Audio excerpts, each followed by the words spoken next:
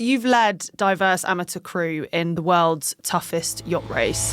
Venturing into the unknown. I mean, I'd never led a team in a round-the-world yacht race. You were quite honest, you didn't always have all the answers. I think they were the foundations of a high-performing team, because whenever it got difficult, we came rolling on back to that. How do you build that togetherness and lead those teams? People want purpose. They want to be able to help, but we've got to let them in. Welcome to the Being Human podcast with Amelia, Vegting and Jez Francis. Brought to you by Just Add Water. Hello, I'm Amelia Vegting. And I'm Jez Francis. Welcome to the Being Human podcast, where with wonderful guests, we continue to explore what it means to be human in this world we find ourselves living in. It's the final episode for this series. I can't quite believe it. And we've got an incredible guest joining us. But just before that, I've got a question for you, Jez. Oh, ask away. When's the last time you answered the call to adventure? So do you want a big, serious life call to adventure or perhaps more of a run-of-the-mill? Whichever one you feel, either way. Well, I had a moment at the end of last week where I found myself all alone in the office and needed to scan a stack of A6 cards, double-sided, without any help. We're not out boring things about me yet. But back to your question, yes. Yeah. So I worked out how to scan about 45 A6 size cards, both sides, and then send them automatically as a PDF to my email. And yes, it felt good. Nice. Well, thinking about calls to adventure, one that I answer every month is choosing my nail colour at the nail salon, arriving with no idea about what colour nail I'm going to be going into and just seeing what speaks to me. Quite bold colours sometimes. I can't relate to that one, but in whatever form they appear, life does give us these calls to adventure all the time. Some of them we create. Others arrive uninvited, and we can choose to either accept them or decline them. And then others that we've got very little say in the matter. Yeah, so true. And, sometimes it's doing something incredible, life-changing even, which is what we will be chatting to our guest about today. But other times it's taking a chance on your nail colour or summoning the courage to try a different feature in the office printer. One thing I've learned over the years is that to be in a position to answer the call to adventure, big or small, you have to be able to hear it. And I think that's a mindset, an openness to the possibility of change and all that it might bring. And then when you can, life then throws up these opportunities to change tack and take a different path, whether it's a new job maybe or a house move, even in some senses, an ending, some sort of ending, which then leads to a new chapter beginning. Yeah, actually, I've had that very recently as my boyfriend Luke has now finally moved to London and we're now living together. So he's moved into my flat at the moment and we'll be looking for a new place just for the two of us to move into. And I will really miss living with friends, and that flat especially I've been in for 3 years, but I'm really excited about mine and Luke's new chapter. 6 years of long distance has finally come to an end, which is exciting. Yeah, very. I'm so pleased for you both. It's a big threshold moment, literally, isn't it? Crossing the threshold into a new place. What an adventure. And I think the common thread with all adventures is that it does really ask something of us to stretch ourselves, change how we might approach a challenge and accept whatever happens. But crucially, as you were saying, we've got to find the courage to say yes in the first place. Well, speaking of saying yes, and before we welcome our guest, are you ready for boring things about me? Of course. Boring things about me. The part of the podcast where we celebrate the joy and happiness to be found amid the dull detritus of life. Amelia, why don't you kick us off? So my favourite thing about going to the big Tesco near me is using the handheld scanners. Shopping efficiency at its finest. Scan, pack as you go so you can just leave with ease and not have to worry about anything really at the checkout. Sounds like the follow-up to the joy of scanning. Yeah, literally. Scanning in all walks of life. But this experience was made 10 times better by discovering the fact that Luke had never used one of these before. So I got to educate him on how brilliant they were, how they work. And for me, it made a relatively mundane job quite exciting. And actually also found out that we make quite a good team on the food shop. No arguments or disagreements. So You wait. yeah, we're in week 1, so that might be why. But overall, 10 out of 10 experience at Big Tesco's. What about you, Jez? It'll come as no surprise to hear how excited I was at the prospect of hopping on one of the new Arterio trains on my journey home from London last week. But where to sit? Which doors would align with the platform steps when I got to our stop? Because the configuration is completely new. The length of the train is new. I had a decision to make. You go with what I knew would be a likely good bet, or just throw caution to the wind and sit in a completely new place. Oh, what a complete dilemma you found yourself in. So I answered the call to adventure, I'm proud to say. I got on at the first set of doors, right by the sort of the ticket gate, and then I walked almost the entire length of the train internally, soaking up the newness of it, the clean seats, the spacious room, the well-appointed carriage with lots of charging points and bins everywhere. I'd had what I'm calling a whole train experience. Fabulous. Just think back to the last time you or your family or your parents or whatever bought a new car and you just wanted to sit in it. Soak up the new environment. Yeah, then you'll know exactly what I'm talking about. It's that feeling that I had. Well, let's bring our guest on whose adventures aren't quite so in the everyday.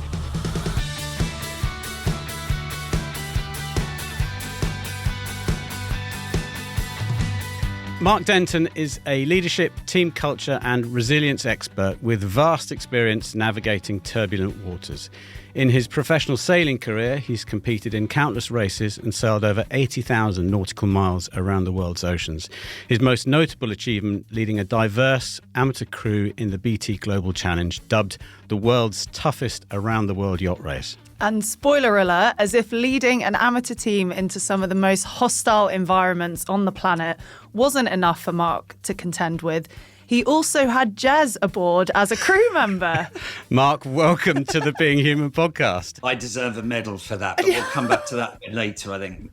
I'm great to be here. Absolutely great to be here. To help our listeners get to know who you are as a person, we've got a lightning round of this or that. So, early bird or night owl? Night owl. Books or movies? Movies. City skyline or countryside quiet? Countryside quiet. Spontaneous adventure or meticulously planned outing? Spontaneous adventure all day long. Yeah. Board games or card games? Oh, I'm not a massive fan of either, but board games if I have to. Cook at home or eat out? I love cooking at home. I love cooking. And stillness or stimulation? Depends on the day. I mean, I love both. It just depends, what my mood is that day. So, Mark, what's a completely irrational fear you secretly have, but that you know is ridiculous? Yeah, I mean, I have an irrational fear of moths. I hate moths. So if there's a moth in the room, I have to go and get my wife, who's a vet, to come anaesthetize it. Come and remove it. Yeah, that's right. Anaesthetize it so I can go in there. Yeah, total irrational fear. Tiny little kind of animal. I don't care about spiders or anything else, but moths turn me to stone for some reason. What's a tiny pleasure in your day that makes you unreasonably happy? I'm a huge fan of dogs, and we've got 2 border terriers. And at the end of the day, I often just go and sit on the sofa in the kitchen, and the 2 border terriers hop up and kind of, lie down beside me. And just to sit there and kind of calm down after what's normally pretty hectic days or having driven back from somewhere, and just stroke my 2 border terriers is just a little moment of pleasure for me. I can definitely relate to that. And when I get home in the evening, it's really nice to have somebody there who's pleased to see me, frankly. That's the other reason. No one else wants to sit next door to me. If your life had a background soundtrack, Mark, which song would queue up every time you enter a room? Yeah, I mean, this is an interesting one. I think I've got a couple of modes. You talked about the Round the World Yacht Race. Darude by Sandstorm was our soundtrack for the team. And I think when I'm speaking, because I speak at lots of conferences, I think that's what I'm trying to bring. I'm trying to take people on a real journey of kind of energy. But for the rest of my life, I was really thinking about this. and I think it's you too, I still haven't found what I'm looking for. Because there's a bit of me that's just kind of restless and always kind of looking for the next thing and never quite content and all of that stuff. So I still haven't found what I'm looking for. So, Mark, look, before you became the leadership expert and global sailor that many people know you as today, tell us a little bit about you growing up, what you were like as a boy, family, that kind of thing. Yeah, I mean, it was really interesting. I was dragged up behind two other brothers. I was the youngest of three. And if I'm really honest, I think I was a bit of a mistake. But I honestly do. I mean, not that I wasn't loved and all of that kind of stuff, but I was absolutely dragged up behind these other two. And I think by the time, you know, parents have a kind of third, it's like they're kind of running out of energy. So I always felt like I was in their shadow, to be really honest. But I had a very kind of happy childhood and very kind of loving parents and a charmed existence in many ways. Went to kind of private school, went to boarding school. So I kind of left home fairly early and had to kind of fend for myself and all of those kind of things. However, that said, I think in many ways, having to kind of overcome those challenges of living in the shadow of my brothers or going to boarding school, I think in many ways set me up for what was to come. Because through all that, I built some personal resilience, really, because I had to. Do I remember your family was in the sort of shoe business? Did they have a shoe manufacturing company or something like that? Is that right? Absolutely. And again, a kind of, significant part of my childhood, because in school holidays and stuff like that, I went and worked in the factories, on the shop floor with kind of 300 frontline workers, if you like. And I would be on a machine, or I would be kind of moving racks of shoes from one place to another. And they didn't treat me any different. I was just a worker on the floor. And I think what's great about that is it kind of brought me back down to earth, having a quite a privileged childhood and private school and all of that stuff. It brought me back down to earth, and it allowed me to be able to speak to anyone. And I think that's a really good thing. That kind of really grounded me, and it also taught me what work's all about, because they don't suffer fools gladly. If you weren't doing your stuff, or in some way kind of slowing them down because you weren't doing that, they would say as much. So I think, again, that was all good, lessons for life, really. Was there sort of a moment from your childhood that you think really shapes your appetite for adventure? It was at kind of 18 years old, and I'd left school at 16 after I'd done my O-levels, the old version of GCSEs. I hadn't done A-levels because I wasn't bright, and I hadn't really got good grades in my O-levels. I was kind of drifting a bit. I was working in the shoe factories and everything else. I ended up in the warehouse, and I was stacking boxes and packing boxes and all of those things. And I just thought, there's got to be a whole wide world out there. I need to kind of push myself out of it. And there was an open day coming up it was a college. It was Luton College of Further Education that had just become a university when colleges became universities. And I remember seeing a league table, and Oxford and Cambridge were 1 and 2, and Luton was joint 96th at the bottom of the table. So not an illustrious place, but I had no cat points or anything like that to be able to get into university. And this open day was coming up. And I thought, oh no, I can't go and do that and everything else. And then the day before, I thought, I've got to get out of this warehouse and I've got to go to this open day. And I went to this open day. And I met some people, and I thought, right, I'm going to do this. I was going to do a business studies course and everything else. And it got me on that next rung. And it meant I had to leave home and all of that kind of stuff. So I think that was a significant moment for me, because, to be honest, I never really went back. So I think that's what made a difference for me, pushing myself out of the comfort zone and taking that next step. And so how do we go from Luton to the sea? What pulled you towards the ocean as a way of understanding life and yourself, I suppose? Well, it's a really good question. So I ended up going to Luton University.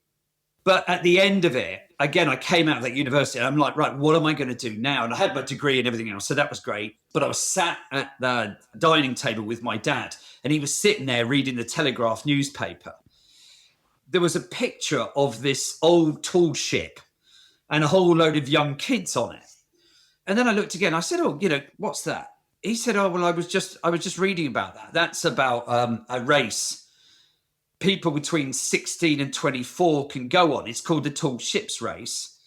And it's a load of these huge, great old ships that come back together and they race across different oceans over a couple of months. And I said, well, that sounds pretty interesting. And he turned around to me and he said, well, look, if you apply, I will pay for you to go on there for you just getting your degree, but you've got to apply. And the next day I woke up and I just thought, what have I got to lose? I don't know what's going to happen next. So anyway, cut a long story short, I applied, was successful, ended up on this tall ships race. And I did a month that summer. And we sailed from Weymouth over to Hamburg, down to La Rochelle in France, and then to La Corunna in Spain. And we were sailing these old tall ships where you used to have to climb the mast to set the sails. Wow. And we were part of a really big team of 16 to 24-year-olds. So it was immense fun. I was 21 years old. And also, straight away, I just felt absolutely in my element. And I think they could see that the pro crew on this thing could see that. So and I'd never sailed before, but I picked it up pretty quickly. And in that moment, I just thought, I am discovering something really, really special here. And it was just amazing. Didn't really know what was going to happen next, but just this sense of adventure and being with this group of people that were just sailing into the unknown against all these other ships doing the same was just an incredible experience. Yeah, a real call to adventure.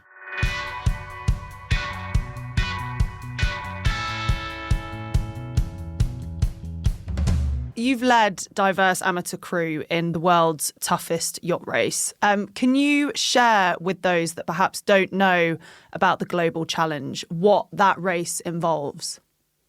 It's a crazy, crazy event. So having done the Tall Ships Race, I actually thought this is it for me. And I did another 6 or 7 years professionally and then was lucky enough to end up going into the selection procedure for the Global Challenge around the World Yacht Race. And this was a huge thing for me to go for. I was still in the infancy of my career. But to sum up the race, it is the world's toughest round the World Yacht Race. And the reason it's known as the world's toughest is that it's 12 teams racing for 10 months and 32,000 miles the wrong way around the world. And there's very much a right way and a wrong way to sail around the world. This race goes against the spin of the earth. And going against anything just makes it a lot longer, a lot harder, a lot more uncomfortable. So we're going into the winds and into the waves. It's not a non-stop race. It's 7 different stages of varying durations, but it's all really, really challenging. But also, our equipment is identical amongst all the teams. We all have the same equipment. So it's not about how much money you're going to chuck at this thing as to whether you're going to do well or not. What's really going to make the difference is how these teams come together and compete on the race course. But our teams aren't from the rarefied world of elite sport. Our teams are rank amateurs. They come from all over the world, all different ages, backgrounds, and nationalities. They've never met each other before. They've never met me before. They're between the ages of 18 and 60. 70% of them have never sailed before signing up to do this race. And we all get chucked together. Literally, as a captain in this race, you get handed a list. 1 hour later, you get to meet your team. And they are the people you have to get around the world and back again in one piece. You can't hire anyone new. You can't fire anyone because you don't like them. You've got to turn them into a team. You've got to go out there and race on the race course. And that is that. And that's why it's known as the world's toughest yacht race. And Mark, what surprised you most about what ordinary people, in the nicest possible way, and I consider myself one of them. I also consider myself quite an ordinary person. And I remember going into this race being really quite daunted, thinking, what have I taught myself into here? But what was interesting is when I met my crew, I mean, there was a bit of me before I met them. I just thought, how the hell am I going to get these people around the world? 70% never sailed before. We're going to be together for 3 weeks before we have to take the start line. I mean, I was kind of petrified as to how this was going to go. But when I met my crew and we started to go through the training phase, it never ceased to amaze me what these people were capable of. And I guess we were all bound by this common goal of taking this thing on. And then we all realized that we needed to work together in order to do that. And I just think what really amazed me was how resourceful these people were, how determined these people were, how focused these people were. And actually, they never ceased to amaze me. Some of the people that I had my biggest doubts around actually proved me wrong time and again. And I just think it just reminded me that we're all capable of incredible things if we're willing to push ourselves out of the comfort zone and go out there and try and achieve something special. And thinking about when you get that list of names and then you've got a period of time before you're meeting this team of people that you're going to be with doing an amazing challenge, how do you build that sense of belonging, togetherness, and lead those teams, you know, especially in moments where people become exhausted, scared, or doubting themselves? You know, how do you go about that? I mean, honestly, going into this thing, I was one of the youngest skippers on the start line. I was one of the least experienced. The first time I led a team across an ocean was the first leg of the round the world yacht race under huge media glare and everything else. So it's not like I went into this with some completely clear idea about how I was going to lead this thing and was resting on loads of experience and everything else because I wasn't. But the way that I approached this, I just thought, I'm going to lead this team how I would like to be led if I was one of the crew. I really thought, how would I like to be led? And I'd also want to have equal opportunity in terms of what I did on the boat, that I could try all the different jobs on the boat and find my spot where I had particular kind of strengths. And so my whole kind of leadership style was very kind of inclusive like that. I really just tried to involve everybody in all of it. Like the first time I got them together, I said to them, okay, so what are we going after on this race? And actually some people pushed back and they turned around and said, well, no, you're the skipper. You should be telling us what we're going after. And I pushed back and I said, well, no, we're all in this together. I think we should decide that collectively. And that's exactly what we did. We all agreed about what does good look like at the end of the race? What do we really want to achieve in this race? And then we started to talk about, well, how do we need to behave in order to deliver that? And those discussions, I think, were absolutely crucial for us. I think they were the foundations of a high-performing team, because whenever it got difficult, as we went around the world, we came rolling on back to that. And because we'd all been a part of creating that, actually reminding people of why we're going after this and how we decided we needed to behave and what we needed to do differently to get back on track, what was so important for us as we went around the world. So I think that's what really kind of galvanized people together and give them kind of belief and belonging, being a part of this team, because they came up with it. I was very fortunate because I was on the first leg. I was able to be part of elements of that kind of forming process. I remember people going around talking about their goal, that the reason why they wanted to be involved. And some people wanted to sail around the world. Others wanted a year away from their life. They just wanted an adventure. Somebody wanted to find a husband, I remember. But I think those initial conversations set us up well for that leg and the team up well for the entire race.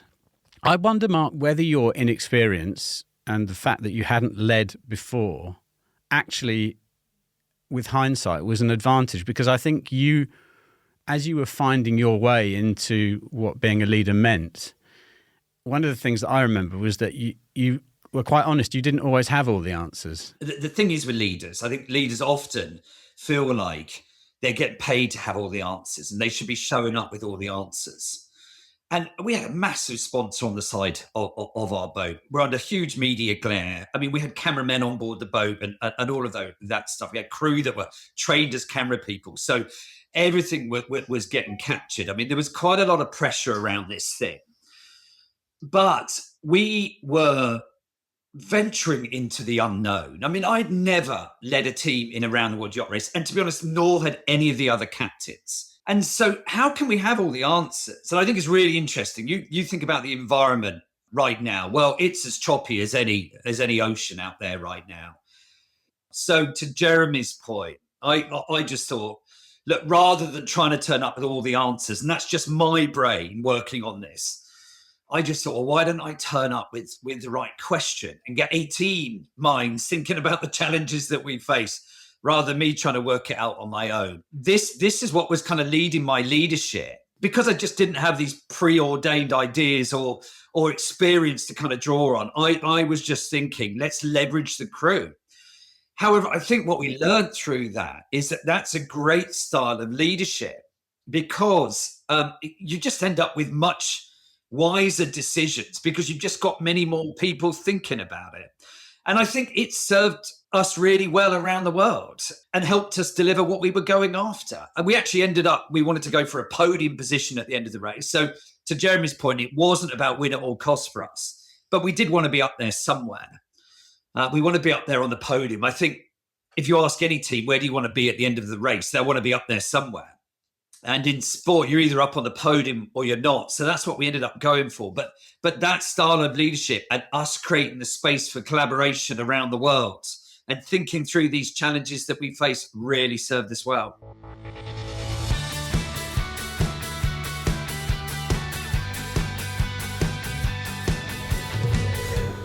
So thinking to, organizations, what do you think they get wrong about leadership under stress and uncertainty and, in the environments that we are in right now that are, as you say, as choppy as the oceans can be? I think everyone is battling significant headwinds and choppy waters right now.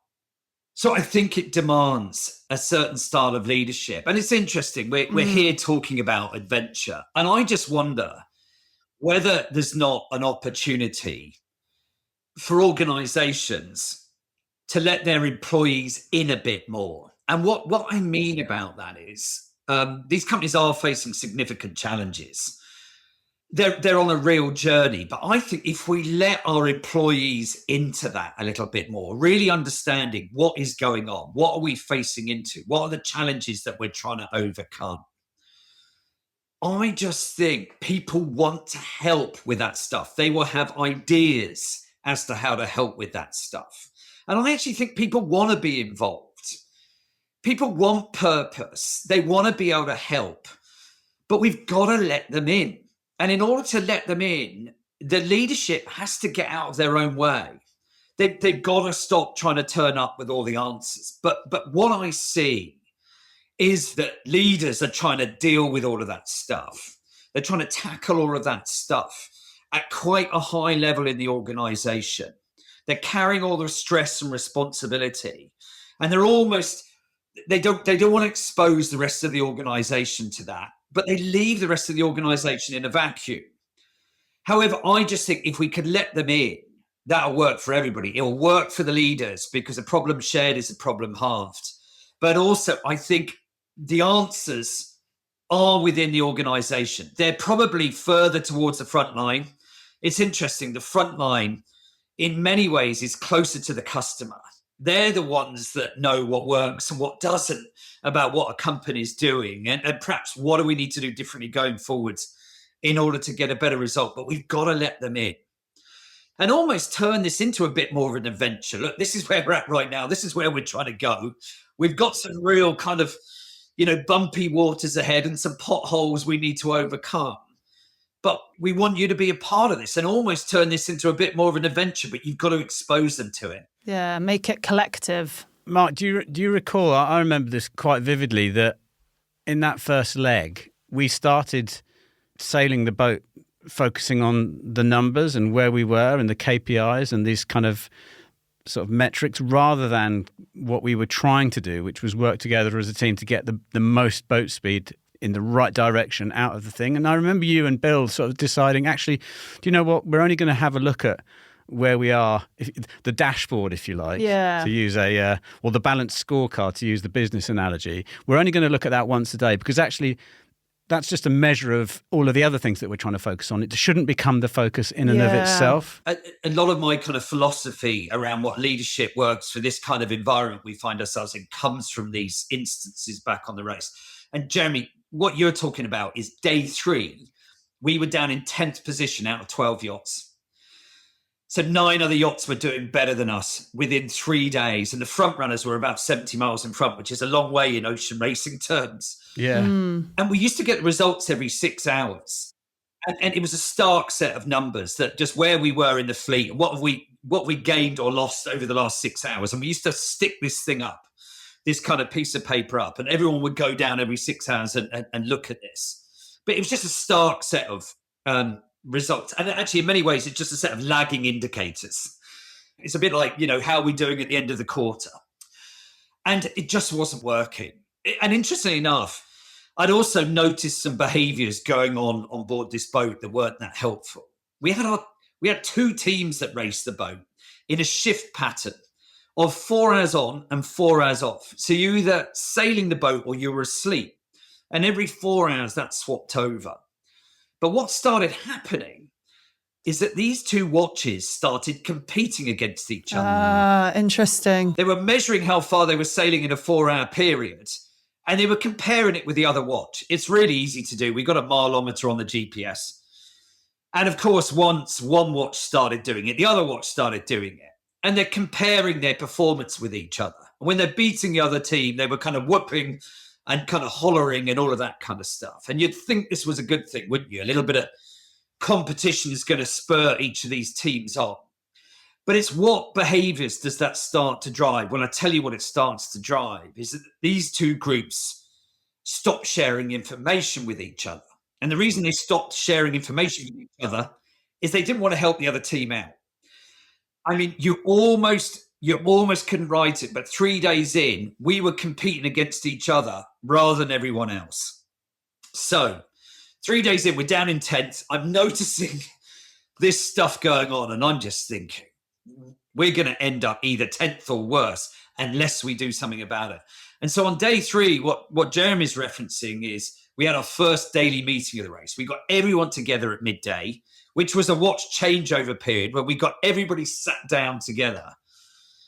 And we had a big discussion about how we were operating as a team. Clearly not very well. We talked about the fact we were competing against each other.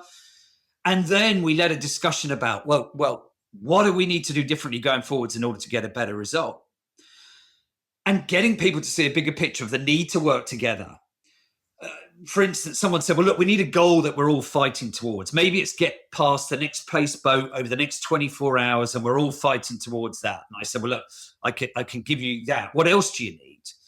And someone else said, well, look, there is no mechanism for us communicating with each other right now. So why don't we have a 10-minute crossover period on every watch change where we come together and we talk about what have we learned over the last 4 hours? To get the boat going fast, to set that next team up for success. And I just said, well, look, that sounds great. And just in those 2 things, getting people to see the need to work together and a little bit of process to support that, I was pretty sure this problem was going to go away. And actually, during this meeting, I also went through the boat front to back, looking for areas of improvement. As I said before, no one knows how to do their jobs better than those that do it every day and who are closest to the front line.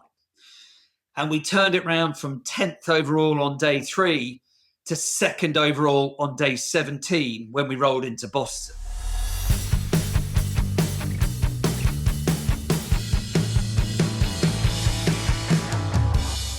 What was the hardest moment of the race for you personally, and how did you get yourself through it? Well, what was interesting, we did pretty well on leg 1. We managed to turn it around from 10th to 2nd. The slight issue with that is that we came into Boston and we were flying high, absolutely flying high. I think in many ways we thought we'd unlocked the secrets to the race. And we just thought if we could just replicate what we did on leg 1 into legs 2 and beyond, we will have this race licked.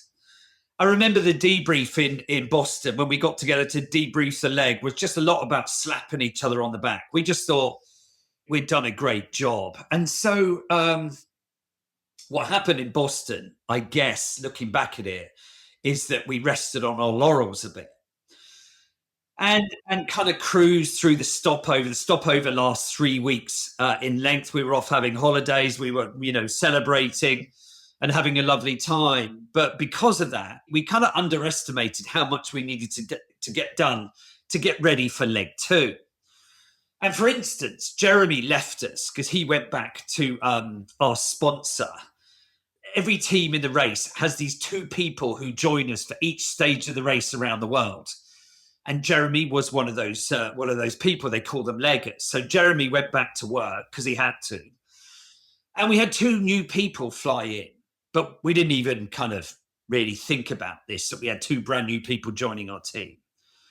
So we didn't really put much thought into it. They had to make their own way from the airport to the team. And when they got to the team, what they met was a team that was running around like a bunch of headless chickens. We were 3 days from the start. We'd really underestimated just how much we needed to get done. And we went into leg 2 on our back foot, a little bit underprepared. And then we went out there on the ocean. I mean, we're expecting leg 2 to be a fairly easy leg of the race. It leaves Boston on its way to Buenos Aires down in South America, down through the Caribbean, across the equator. We're expecting kind of calm seas and easy conditions. And so we're thinking, look, what we haven't done here, we can do on the run. And so that's why we're kind of a little bit kind of relaxed. And so we picked up our 2 new leggers and we just stuck them on the boat. We put them in the easiest position we could, just because we thought it would take us the least amount of effort to get them up to speed. Didn't really know much about them. They didn't know much about us. And then we set off on this leg. Within 24 hours, we're monitoring this little weather system that was coming our way from down to the south of the Caribbean. And it turned into a tropical storm as it started to make its way north. And tropical storms are a lot more scary. So now all of a sudden we've got our eyes on it and kind of like, waking us up from our kind of slumber here. And as it made its way north up towards us, it went from a tropical storm and it turned into Hurricane Michael, which was a Category 3 hurricane that we had to sail around, which really tested us and all the other teams. So if we kind of underestimated what would happen on leg 2, but it was a real kind of bolt from the blue. We managed to get around the hurricane in one piece. But for the rest of this leg, we really struggled to compete against the other teams. However, rather than relying on what had served us so well on leg 1, which is my kind of really inclusive leadership and collaborative leadership and really us working together to overcome these challenges, I started to get really kind of frustrated about our performance. And instead of turning up with the right questions, I started to try and show up with all the answers. And I was up there pushing the crew and turning the screw on them and really kind of, trying to tell them what they should be doing differently and critiquing them. And instead of us going up the leadership table, we went down. And look, cut a long story short, we ended up rolling into Buenos Aires in 7th place with a very disgruntled crew. So if you want to know what was my toughest moment of the race, was arriving into Buenos Aires. Because as soon as you get in, you have to face the cameras. And the first question they ask you is, how was the leg for you? And are you happy with your result? And I looked round at my team and there wasn't a happy person on board that boat. And so something had gone wrong on leg 2. And so I spent the rest of the stopover in Buenos Aires trying to put this team back on its feet. And it was a painful time for me as a leader and for us as a team. Because what I had to acknowledge is that I really got it wrong on leg 2 and that I hadn't led this team well. I mean, thankfully, I'd got them there in one piece, but I'd chosen a different leadership style that really hadn't served us well. and had ended up with a crew that just didn't feel trusted. I'd stopped engaging them.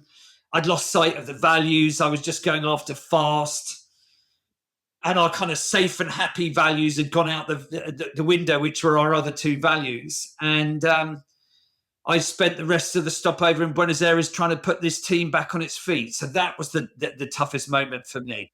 It's interesting, isn't it? I wondered whether you would talk about the weather that you met on that leg or the weather that you met down in the Southern Ocean. But actually, interesting to hear you sort of acknowledge that the hardest moment for you was a realisation that perhaps you'd got it wrong. Well, 100%. And I think it's really, really important because, look, we're not always going to get it right as leaders and we need to realise that. But what I think is really crucial is when we're not getting the results. It's kind of one finger pointing out when you're looking for what's wrong, and it's three pointing back. Yeah. And so if you're not getting the results, I think we really have to think about, what is it that we need to do differently. And it's a bit like right now, we're in competitive markets and all of that stuff, but we're all facing the same headwinds. We can choose how we respond to that. We can choose how we show up as leaders. If you're not getting the result that you want right now, I think it's worth taking a long, hard look in the mirror. Yeah. And I actually asked my team in Buenos Aires, I thought I've got to reconnect with these people. I need to rebuild some relationships here. And so whilst we were clearing up, I took each one of them away for a cup of coffee and I sat them down. And I said to them, look, I'd love to get a little bit of feedback from you. How did the leg go for you? What do you think went well? What didn't go so well? And they started coming back with a few things, but it always felt like they were tiptoeing around the real reasons. And so I thought, I'm going to have to hit them with a big question here. And it's not a question that gets asked very often in my experience. But I turned around to them and said, look, I want you to be really honest and open. There's absolutely no repercussions here. I really want to know, how am I doing as the leader? Was it me that caused this? And they turned around and said, now you come to mention it. And they turned around and said, look, it just felt like you were only focused on the result, that you micromanaged the situation, that you stopped engaging us, that you lost trust in us, that you up here looking over our shoulders and critiquing what we were doing. And I couldn't argue with any of it. And actually, I didn't even try. I just sat and listened. And at the end, I said, thank you. And it was really hard to listen to. It's probably one of the biggest learning experiences in my life. So take from that what you will. What I do know is it's got to hurt a bit for you to do something different. And from then on in, it really had me understand that leadership style didn't work for us. I had to get back to the leadership style from leg one for legs 3 and beyond, which I absolutely did. And the rest is history. Yeah, what was the final result? Mark, you share with Amelia and our listeners where you got to it after 7 legs. This race was full of ups and downs and twists and turns. And so it was for all the teams. I mean, halfway around the world, we were 7th overall in the race and we wanted this podium position. But we still never lost focus. We managed to fight our way back up. And in the final leg of the race, we managed to secure our podium position back into Southampton by the skin of our teeth. But It meant that we ended up on the podium. So we didn't win this thing, but we ended up in 3rd place overall on the race. But actually, in our minds, we absolutely did win this thing. We said we wanted to be on the podium. We ended up on the podium. We got everybody back in one piece. It was a huge achievement, I think, for all of us, and something we're still enormously proud about. I count this as one of the most memorable experiences of my life, right up there with getting married and having kids and what have you. It's a real. I look back at it with such gratitude, and I feel so fortunate to have had the opportunity to learn so much about myself, because something magical happened in that experience, and it's fueled, well, just back in September this year, you organised that fabulous 25-year anniversary. 300 people came together to be with each other and to relive some of that story. That says something, right? It absolutely does. And I think there's something really special about adventure. And I think we all have a thirst for it in one way or another. There might be different levels, but we all have a thirst for pushing ourselves out of our comfort zone and seeing what's possible in the future by doing that. I think it's really important. And I think as human beings, that's the way that we learn. You never really learn if you don't push yourself out your comfort zone. And even getting married or having kids, starting a family, any of those things, that's comfort zone. Starting in, moving jobs or whatever else. I think you've got to push yourself out of your comfort zone in order to progress. Yeah. And so I think we all have a natural kind of thirst for that. But I think it's what happens when you do. It is that you learn so much about yourself, but also you learn so much about others. And I think it's where deep relationships are forged. I really do. And so it was really interesting. Yes, we just did our 25-year reunion of the Global Challenge. And I just thought, I cannot let this opportunity pass us by. And so I ended up organising this race. And we had 300 people fly in from all over the world to do it. And it's 25 years since we did it. Many of those people haven't seen each other since. And they made the effort and the expense and everything else. I mean, some people were, it took them a week to, a few days to get over here to do the party and then to get back from New Zealand or something. And they came in. And so I think that's what happens when we prioritize adventure. It's life-changing stuff. The togetherness and the connection and the bonds that form in that crucible are unbreakable, I think, for many people. But I think that, to create more of that in life, I think is really important. Can we create more of that at work? Yeah. But we've got to expose people to more of the risk and the uncertainty and everything else. But through that, it builds high-performing teams. It forges relationships because we're all a part of it, Mark, I have to ask you, as maybe the last question before we close off today, what is your memory of Jez and the role that he played as part of your team, on that first leg of the race? Well, I'd love to say it was his physical prowess. Hoisting the mainsail on my own, yeah.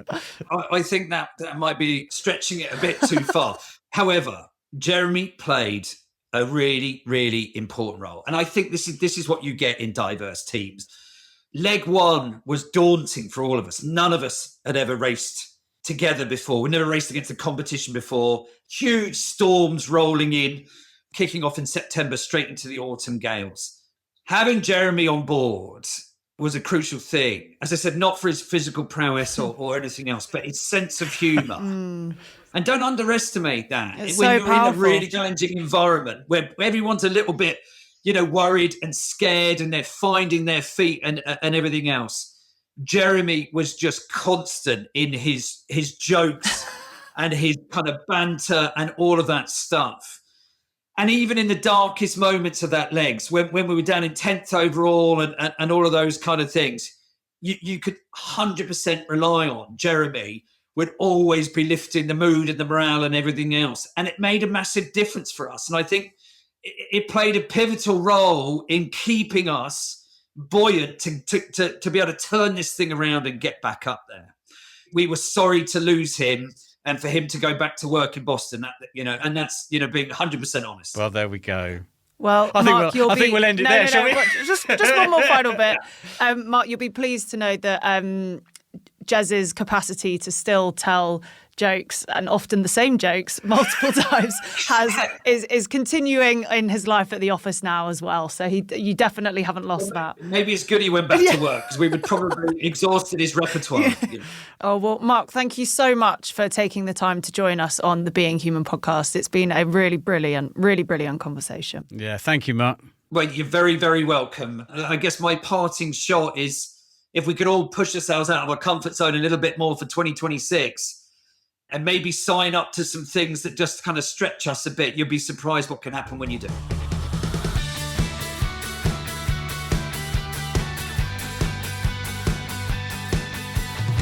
So how do you feel after that conversation? I was listening to Mark, particularly the stories of preparing for the race and then leg one, my leg. And I found myself experiencing all of the emotions from September, October 2000, so 25 years ago, all over again. Excitement, nervousness, connection to other people, pride, joy, fear, humility, so many more. It just goes to show how powerful emotions are in forming and fusing our kind of experiences and our memories. Something we can tap into in the world of work, I know, if we are minded to. And the other thing that struck me, the topic for our conversation today is adventure. So answering the call willingly or sometimes otherwise, when we find ourselves in a situation where we have no choice, I think it really is the most powerful way to grow. Yeah. As Mark was saying, to experience the new and novel, to fail, to learn. Nothing else offers this in quite the same way. So I love the idea of inviting more adventure into the world of work as well, and helping individuals and teams grow as a result. And I guess the other thing I was reminded of is Mark's leadership style. That almost equal mix of confidence and humility that made it such a joy to be part of his team. A lovely conversation and a real trip down memory lane for me. But I'm curious to know what you thought, having not met him before. Listening, to both you and Mark, reflecting on your experience of it, is I'm jealous you've got to do that. It's, that is something really, really incredible. So, congratulations again for your whole part in it.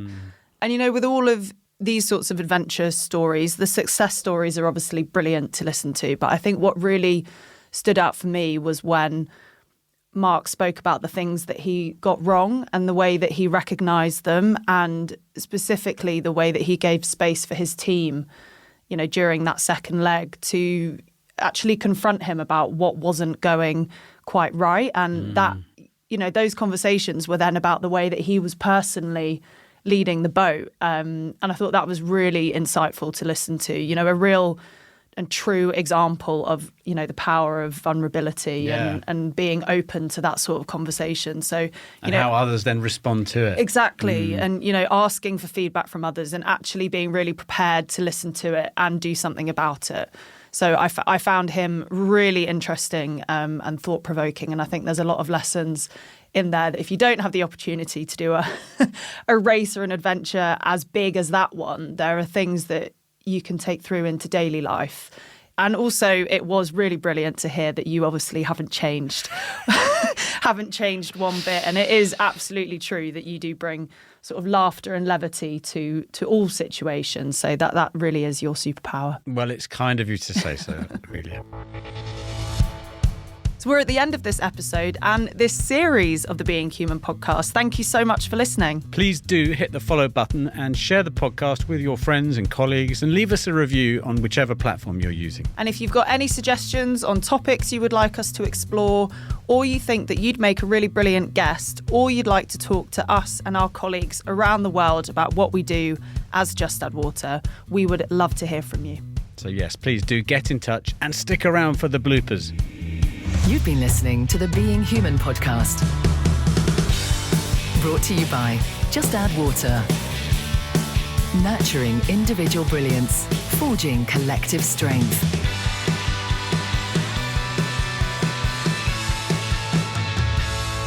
Hello, I'm Amelia Vegting. I knew that was going to happen. I knew it. That's why I was like, don't look at him. Don't look at him. Look who's just turned up. Oh, What a cutie. it's so sweet. There's one of the border terriers at my feet right now. I'm slightly worried about what she's brought in. My wife's not going to be happy because it's one of her kind of lip glosses or She's something. gone straight through the lid of that.